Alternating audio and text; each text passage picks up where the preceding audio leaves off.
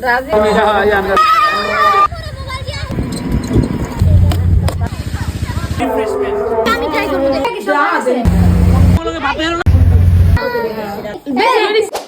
ভিডিওটা হচ্ছে ডিসেম্বরের 27 তারিখের করা একটা ভিডিও। তো ওই সময় অনেক বেশি ঠান্ডা ছিল, আর এটা হচ্ছে সকাল প্রায় 7টার দিকে। এত সকালবেলা ঘুম থেকে উঠি কারণ হলো আজকে আমরা আমাদের দাদুর বাসায় বেড়াতে যাব 2 দিনের জন্য।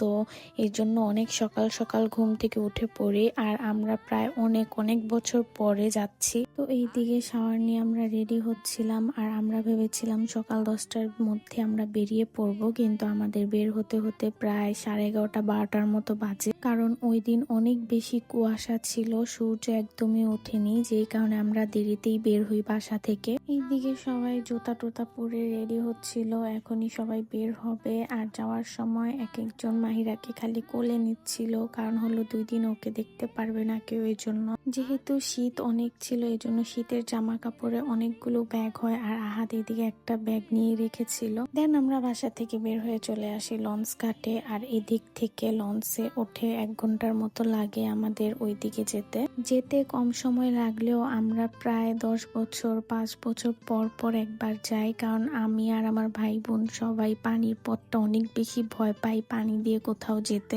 বাট লঞ্চ জার্নিতে খালি একটা জিনিসেরই একটু মজার লাগে, সেটা হলো অনেক ধরনের মজার খাবার লঞ্চে ওঠে। ফার্স্টেই আমরা সবাই এদিকে ঘুগনি খাচ্ছিলাম, আর ঘুগনিটা আমরা অনেক ঝাল করে নিয়েছিলাম, আর ঘুগনিটা অনেক বেশি মজা হয়েছিল। কেন জানি লঞ্চের প্রত্যেকটা আইটেমে অনেক বেশি মজার হয়। বাট একটু পরপরই নদীতে যখন অল্প ঢেউ আসছিল তখনই আমরা অনেক বেশি ভয় পাচ্ছিলাম, বিশেষ করে আমি, কারণ আমার নদীতে একদমই অনেক বেশি ভয় করে। তো এর অনেকক্ষণ পরে আহাদ এদিকে চিপস আর মজু নিয়ে এসেছে সবার জন্য। দেন যখন একটু ঢেউ কমলো তারপরে আমি একটু বাহিরে গেলাম। এই দৃশ্যগুলো দেখতে অনেক বেশি সুন্দরও লাগে, কিন্তু আমার যেহেতু অনেক পানির ফোবিয়া তাই আমি বেশিক্ষণ আর বাহিরে থাকিনি। দেন আমি ভেতরে চলে গিয়েছিলাম। দেন দেখলাম ঝালমুড়িওয়ালা এসেছে, তো এইদিকে সবার জন্য আমরা ঝালমুড়ি কিনলাম। আর লঞ্চের সবগুলি খাবারই কেন জানি অনেক বেশি মজাদার হয়ে থাকে। তারপর আর আমরা কেউ বাহিরে বের হইনি, কারণ ওই দিন অনেক বেশি ঠান্ডা পড়েছিল, যেই কারণে বাতাসে একদম আমাদের হাত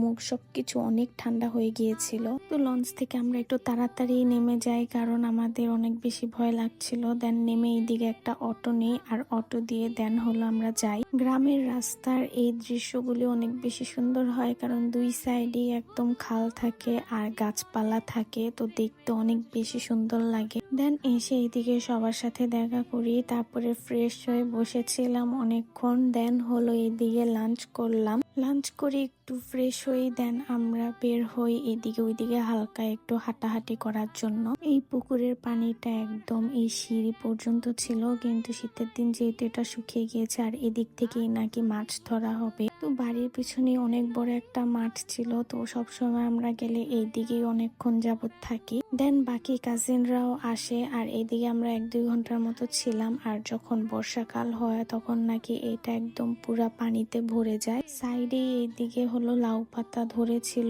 অনেকগুলো, আর নিচেও কি সবজি যেন ছিল। পাশেই দেখলাম যে অনেকে এভাবে ধান নাকি চাল যেন শুকাচ্ছিল। তো তারপর ওরা সবাই এদিকে ব্যাডমিন্টন খেলছিল, আর আমি ব্যাডমিন্টন একদমই পারি না। দেন ওদের খেলা শেষ হওয়ার পরে আহাদ দিকে জিদ করছিল যে ও খেলবে। ওর থেকে একটু ছোটই হলো আর একটা কাজিন ছিল আমাদের, তো আহাদ ওর সাথেই খেলছিল, কিন্তু ওরা তো তেমন একটা পারে না। হুট করেই দেখি এইদিকে অনেকগুলি ছাগল আনা হয়েছে, তো এই ছাগলগুলো এইদিকে ঘাস খাচ্ছিল। দেন আমরা হাঁটতে হাঁটতে একদম চলে যাই আরো বেশি সামনে। এই পুকুরের পানি বর্ষাকালে অনেক বেশি থাকে, কিন্তু যেহেতু এখন শীতকাল তাই পানি একদমই নেই। আর দেন বাসায় এসে দেখি এদিকে চিতই পিঠা বানানো হচ্ছে। আমি তেমন একটা পিঠা একদমই খাই না, তো এই পিঠাও আমি খাইনি, আমি জাস্ট দাঁড়িয়ে দাঁড়িয়ে দেখছিলাম যে কিভাবে বানাচ্ছে, এটা ভিডিও ক্লিপ নেওয়ার জন্য। তারপর আবার আমরা বের পেরিয়ে যায়। আর ঘরে বসে যেহেতু কোনো কাজ নেই, তাই আমরা এই 2 দিনই এদিক ওদিক সারাক্ষণই খালি হাঁটাহাঁটি করেছি। চারপাশ খালি দেখছিলাম, আর যেহেতু গ্রাম অঞ্চল তো এইদিকে খালি গাছ আর গাছ, আর কিছুই ছিল না। আহাদ ওর এজের কয়েকজনের সাথে এদিকে খেলা করছিল, আর আমরা এই সাইডে ছবি তুলছিলাম, কারণ এই সাইডে অনেক বেশি গাছ ছিল, যে কারণে ছবিতে অনেক বেশি সুন্দর লাগছিল। এরই মধ্যে কোথা থেকে যেন একটা গরু আসছিল, তো ভেবেছিলাম হয়তো বড়, কিন্তু পরে দেখলাম না, এটা অনেক ছোট গরু, যে কারণে ওরা এটার পেছনে দৌড়াদৌড়ি করছিল। তো সন্ধ্যা হওয়ার আগে আগে এদিকে বাসায় চলে আসি। তো বাসায় এসে সবাই একদম ল্যাপের নিচে ছিলাম, কারণ সন্ধ্যার পরে এত বেশি ঠান্ডা লাগছিল যা বলার মতো না। এইদিকে অনেকগুলো মটর ভাজা আর হলো ডাল ভাজা ছিল, তো ওগুলি এক একজনকে দিচ্ছিল। তো এক একজন এদিকে ভাগাভাগি করে দেন খাচ্ছিলাম। তিলকের ভাগে কম পড়ে যায়, যে কারণে সবাই ওকে একটু একটু করে আবার দিচ্ছিল। এরই আবার একটু পরে আম্মু এদিকে আমাদের জন্য চিপস আর অনেকগুলা ঝাল নিমকি, মিষ্টি নিমকি নিয়ে আসে। এর মধ্যে বেস্ট ছিল এই আইটেমটা, এটা একদম কেউ কাউকে দিতে চাচ্ছিল না, কারণ এটা অনেক বেশি মিষ্টি ছিল আর অনেক মজা ছিল। খাওয়া দাওয়া শেষ করে এদিকে রুম থেকে বের হই। তো এদিকে সবাই মিলে প্ল্যান করি যে ওইদিকে একটা মেলা বসেছে, তো আমরা সবাই ওইদিকেই যাব, সাথে আম্মুরা সবাই যাবে। তো মেলাতে যাওয়ার পর দেখলাম ওইদিকে অনেক বেশি মানুষ ছিল, যা বলার মতো না। ফার্স্টে আমরা সবাই একটা একটা করে এদিকে স্টল দেখছিলাম যে কই কি বসেছে। তো মেলার একদম ফার্স্ট থেকে লাস্ট পর্যন্ত সবগুলি স্টল আমরা হেঁটে হেঁটে ফার্স্টে দেখছিলাম। লাস্টে এইদিকে চটপটি আর ফুচকার দোকানে সবাই থামলো খাওয়ার জন্য। তো ফার্স্টে ফুচকা অর্ডার দিয়েছিল, কিন্তু বলছিল ফুচকা হতে নাকি 1 ঘন্টার মতো লাগবে, তো এই জন্য সবাই এদিকে চটপটি অর্ডার করেছিল। চটপটিটা দেখে মনে হচ্ছিল যে খেতে হয়তো মজা হবে, কিন্তু এক বাইট খাওয়ার পর আমি আর খাইনি, একটুও মজা লাগেনি আমার থেকে। চটপটির সাথেই এদিকে বট ভাজা বিক্রি করছিল,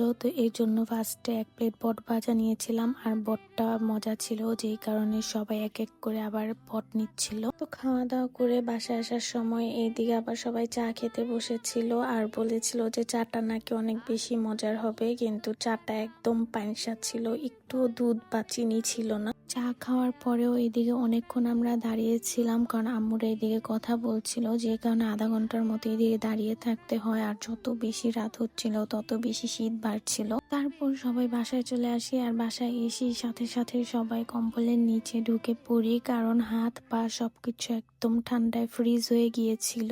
এক একজন প্রায় 2টা করে সোয়েটার পরেছিলাম, তারপর অনেক বেশি শীত করছিল, আর বাহিরে বের হলে মুখ থেকে অনেক ধোঁয়াও বের হচ্ছিল।